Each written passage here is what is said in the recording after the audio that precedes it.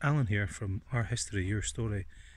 Basically, I was out driving about trying to get the wee man off to sleep, one of those drives, and I came across a sign for the Korean War Memorial, which is dated from 1950 to 1953. The memorial's actually just behind me, so let's do some investigating. So here I am in the War Memorial itself. They've got all the names of the service personnel who died whilst in service, the different regiments they were attached to. The memorial was built in the year 2000 to mark 50 years from the start of the war. So, the Korean War is something that a lot of people don't know about, so here's a quick rundown.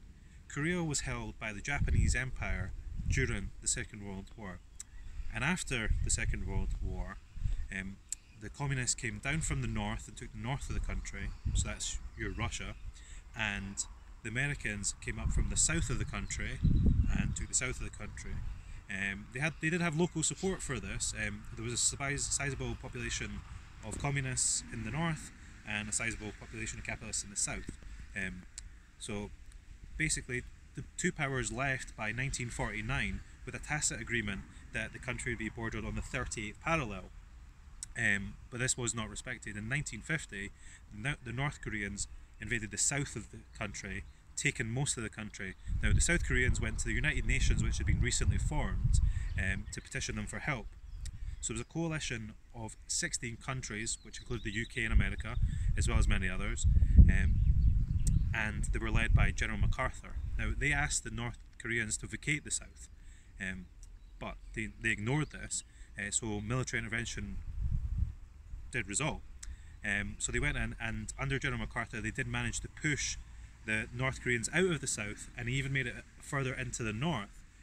But by that time, Mao sent an army, his 1 million man army, from China through the north of Korea down to push the Americans out of the north.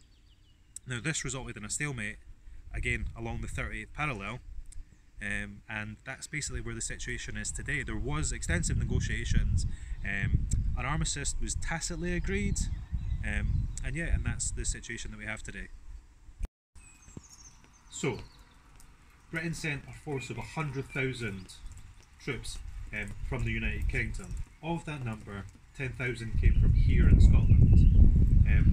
The servicemen that were killed during the conflict are 1,110 and 236 from here in Scotland. Now, the memorial remembers the fallen with the pagoda itself, which I'm standing in, as well as 1,110 Korean firs, which are behind me, as well as 1,110 native trees. It's a beautiful memorial, it's quiet, it's peaceful. I suggest you give it a visit and find out more about the Korean War.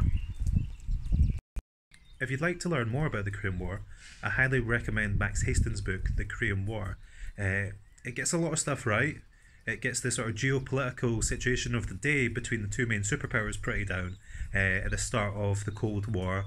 And it has all the details of the war itself, all the battles fought, all those things, all the negotiations at the UN. It was actually the first war that the UN fought. So yeah, give it a read. It's available on Audible, on Amazon, and I'm pretty sure most bookstores.